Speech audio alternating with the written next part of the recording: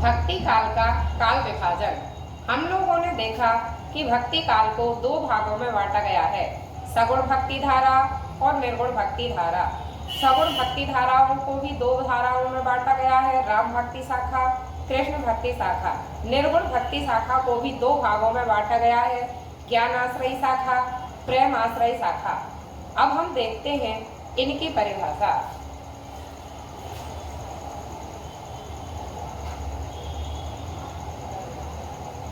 सगुण भक्ति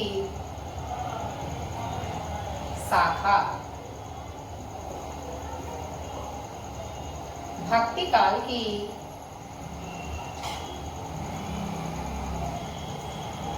भक्ति काल की सगुण भक्ति शाखा के कवियों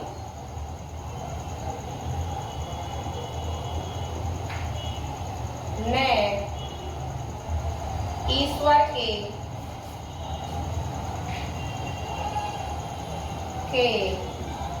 साकार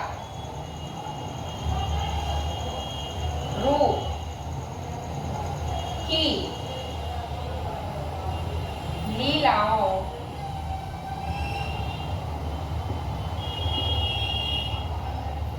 का वर्णन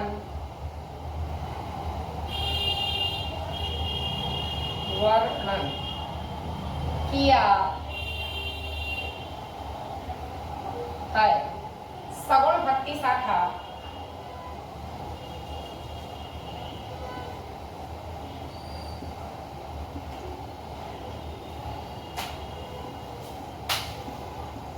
दो उप धाराओं में बट जाती है।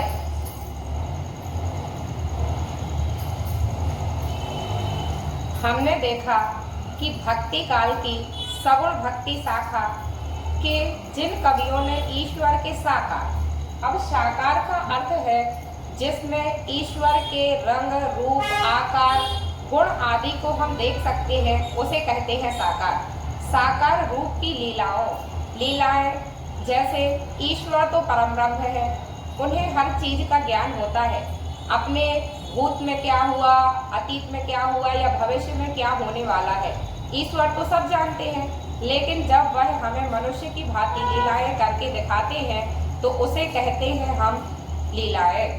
तो ईश्वर की लीलाओं का वर्णन किया है, इसे कहते हैं हम सगुण भक्ति शाखा। सगुण भक्ति शाखा दो भागों में बढ़ जाती है, राम भक्ति शाखा और कृष्ण भक्ति शाखा।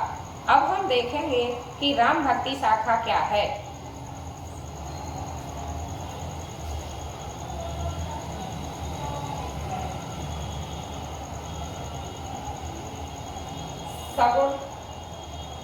सगुण भक्ति शाखा दो उपधाराओं में बढ़ जाती है, राम भक्ति शाखा व कृष्ण भक्ति शाखा। कृष्ण भक्ति शाखा। अब हम देखेंगे राम भक्ति शाखा।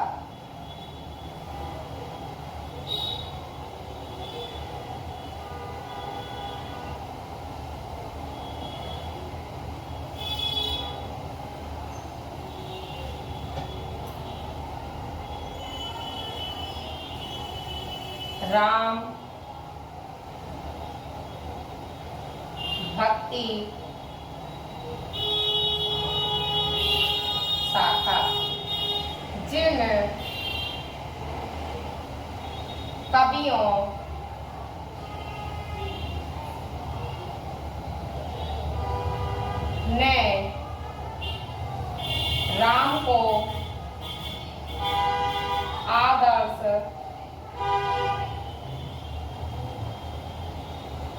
मानकर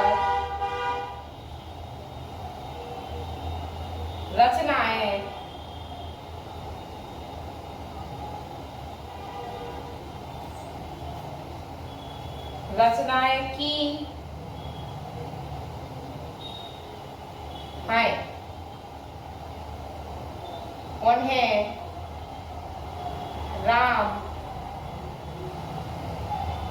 भक्ति शाखा के कवि कहते हैं। इस शाखा के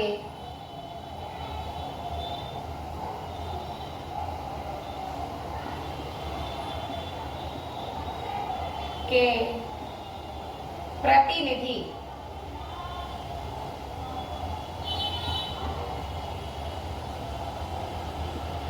कवि गोस्वामी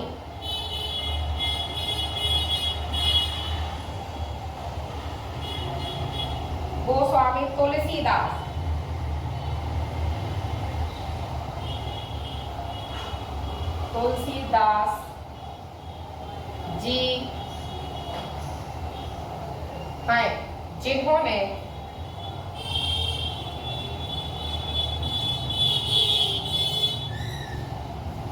राम चरित मानस प्रतिनिधि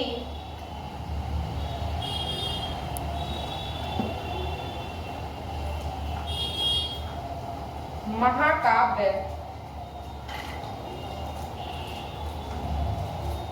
की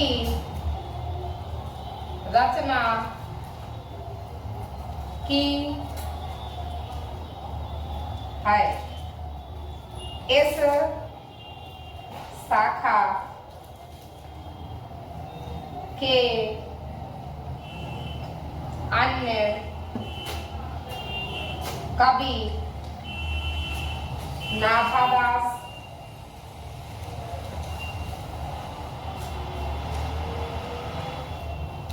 अग्रदास,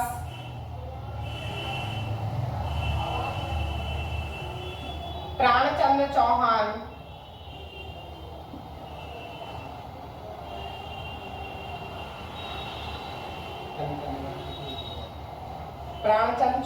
अग्रदास,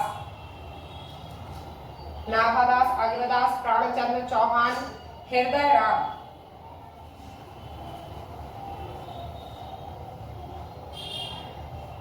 आदि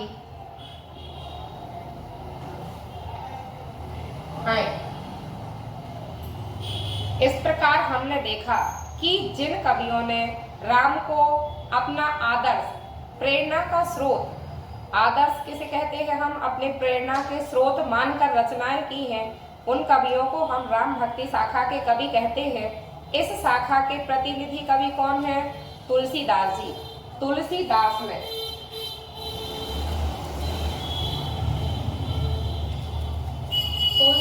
जी ने रामचरितमानस प्रतिनिधि महाकाव्य की रचना की है।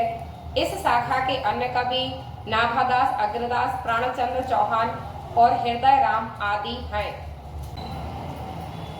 कृष्ण भक्ति शाखा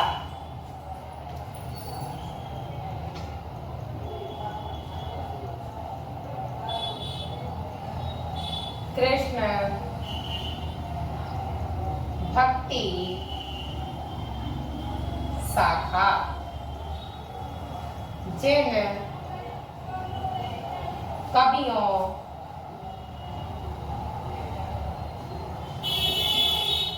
ने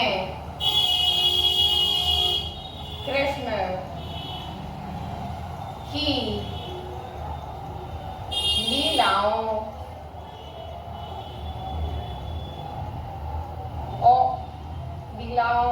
और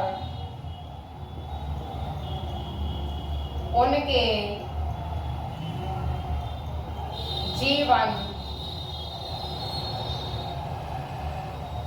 पर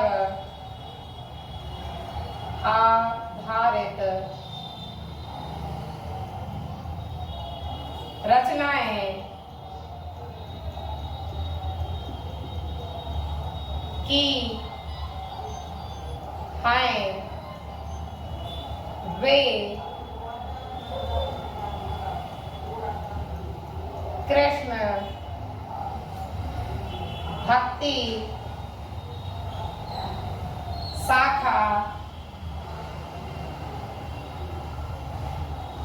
के कवि कहलाए।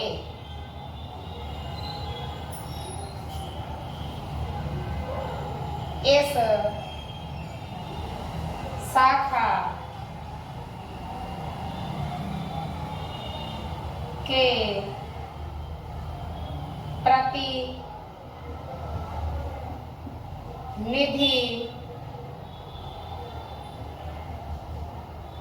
कवि, इस शाखा के प्रतिनिधि कवि सूरदास जी।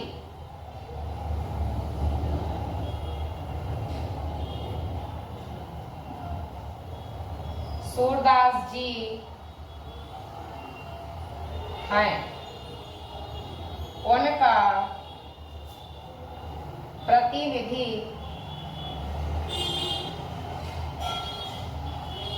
ग्रंथ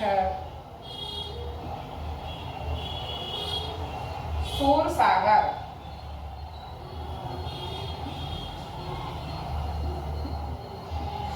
सूरसागर है। सूरसागर है। इस शाखा के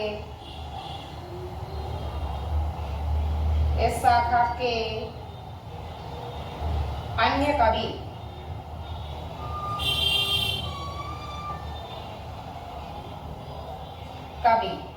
नंददास, कृष्णदास,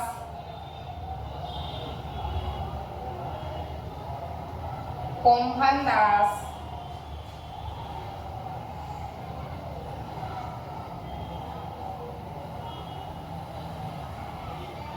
नंददास, कृष्णदास, कुंभनदास, परमानंददास,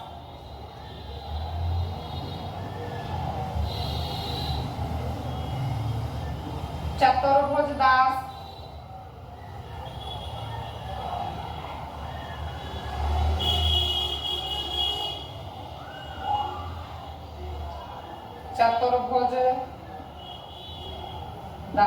छीत स्वामी,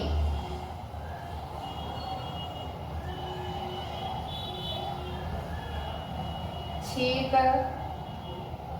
स्वामी और गोविंद स्वामी।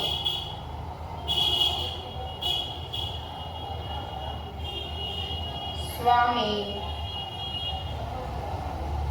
हैं। ये अष्टछाप के कवि कहलाए। ये अष्टछाप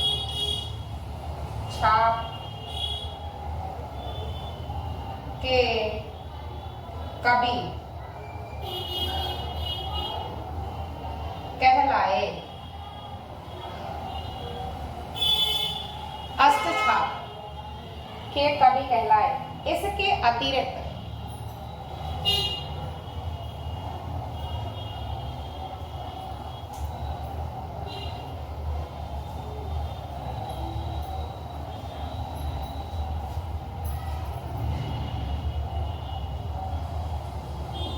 इसके अतिरिक्त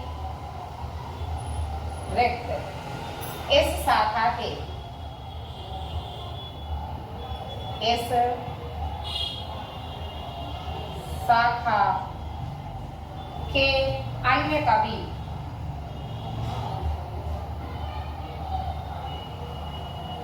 मीराबाई,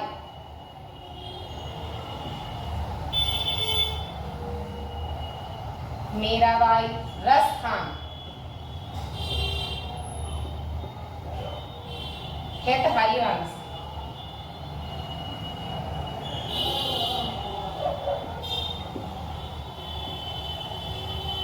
कवि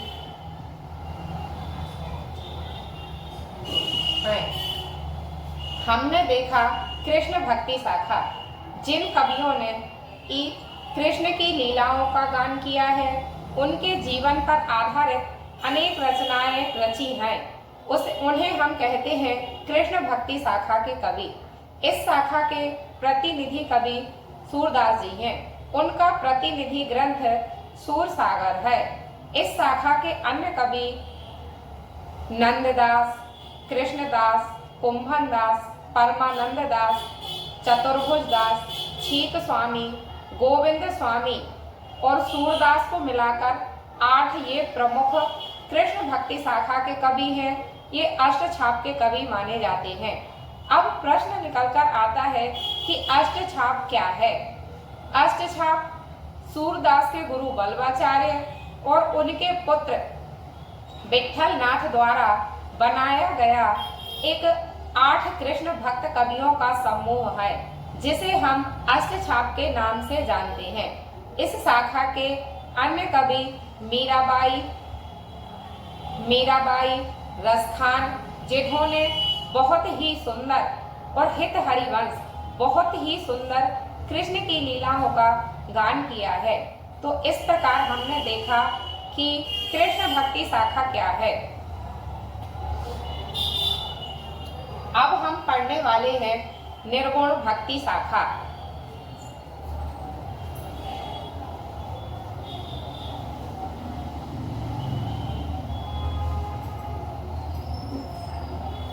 निर्गुण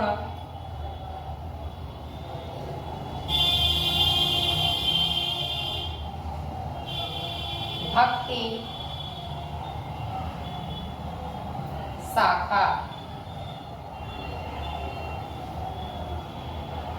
जिन कवियों ने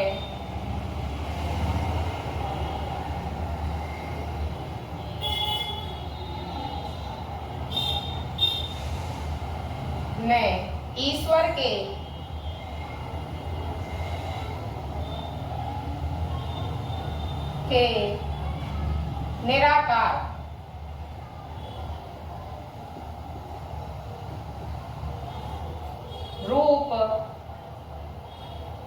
निराकार रूप का वर्णन किया है, वे कवि निर्गुण भक्ति शाखा के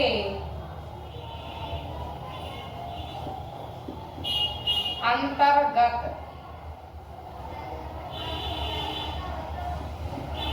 आते हैं। यह शाखा भी 2 उपधाराओं में बढ़ जाती है। यह शाखा भी 2 उप शाखाओं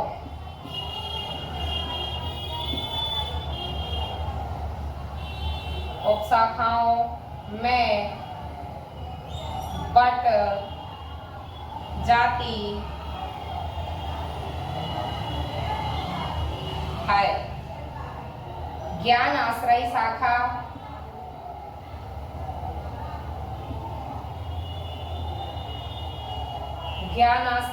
शाखा और प्रेम आश्रय शाखा।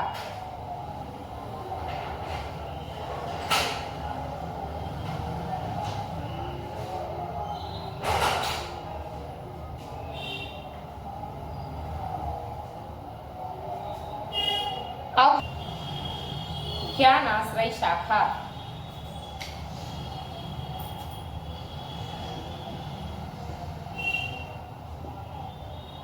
ज्ञान आश्रय शाखा ज्ञान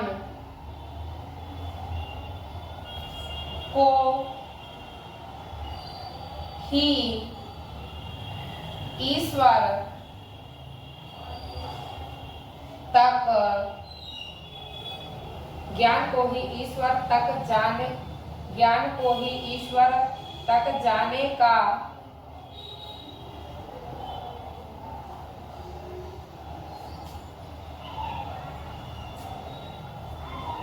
ईश्वर तक जाने का मार्ग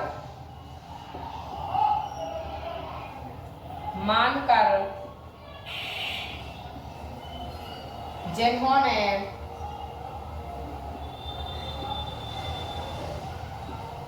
काव्य साधना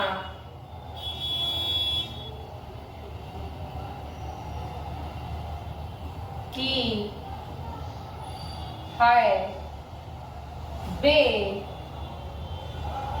ज्ञानाश्रयी शाखा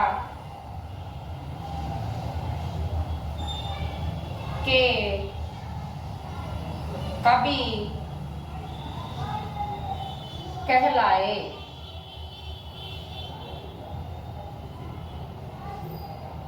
इस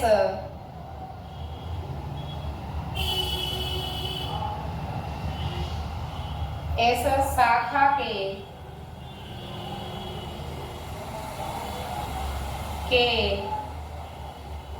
प्रतिनिधि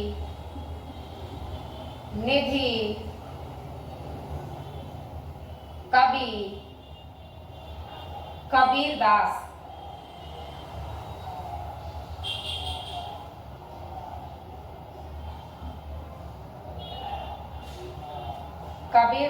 जी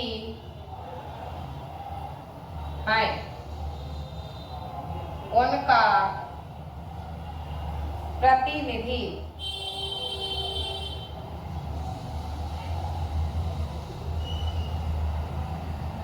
काव्य प्रतिनिधि ग्रंथ बीजक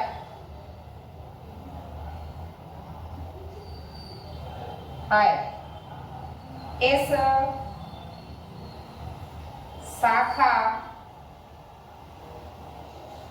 के अन्य कवि रैदास,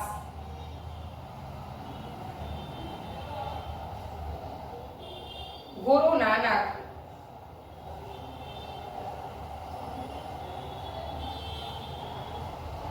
आदि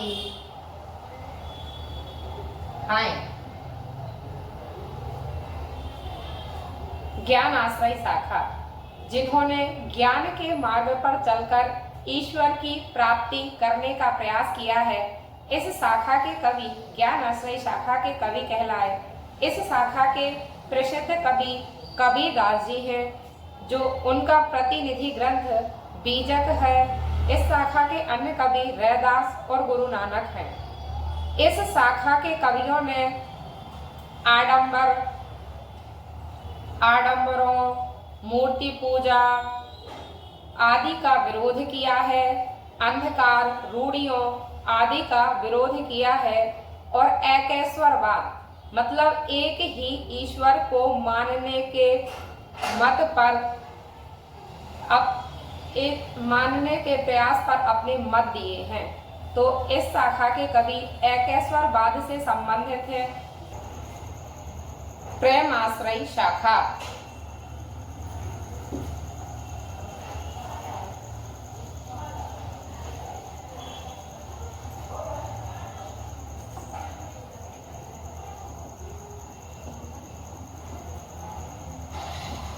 प्रेमाश्रयी शाखा जिन्होंने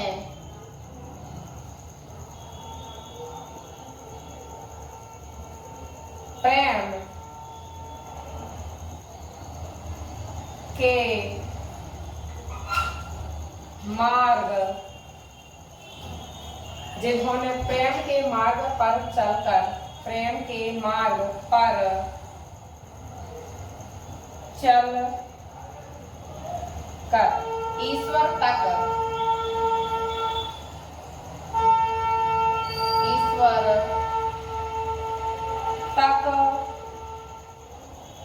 पहुंचने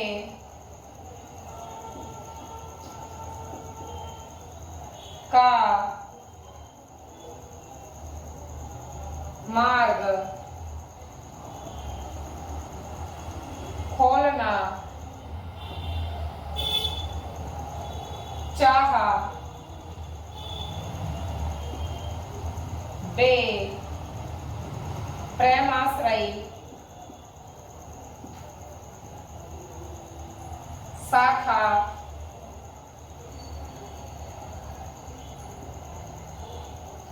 के कवि कहलाए। इस शाखा के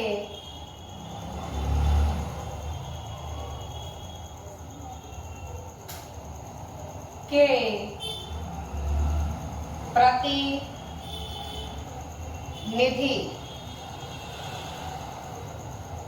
कवि मलिक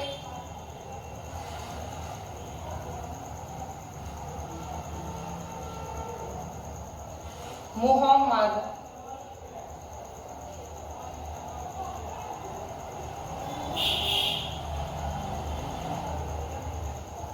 जायसी हैं। उनका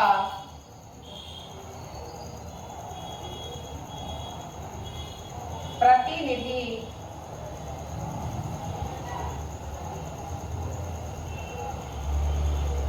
महाकाव्य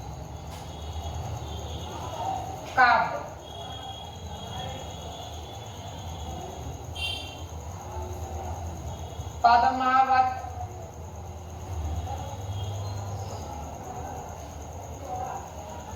है। इस शाखा के अन्य कवि मंझन,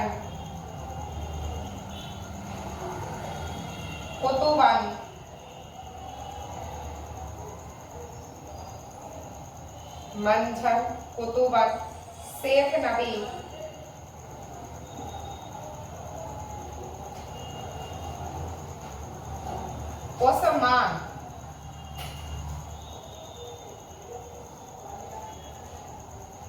उस्मान आदि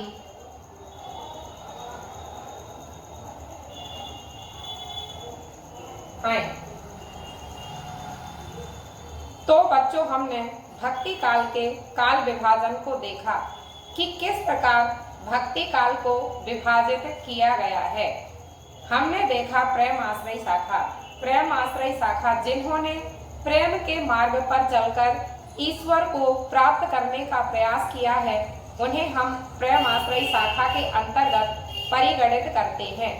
इस शाखा के प्रसिद्ध कवि मलिक मोहम्मद जायसी हैं। उनका प्रसिद्ध महाकाव्य पद्मावत है। इस शाखा के अन्य कवि मंझन, कुतुबन, शेख नबी, उस्मान आदि हैं। यह धारा सूफी दर्शन से प्रभावित थी। तो इसमें से और छोटे जैसे निकल कर आता है कि 2 महाकाव्यकारों के नाम और 2 महाकाव्यों के नाम लिखिए। तो इसमें से एक तो मलिक मोहम्मद जायसी का पद्मावत और रामचरितमानस जो कि गोस्वामी तुलसीदास जी द्वारा रचित है। 2 हमारे महाकाव्य भी निकल कर आते हैं। धन्यवाद दोस्तों।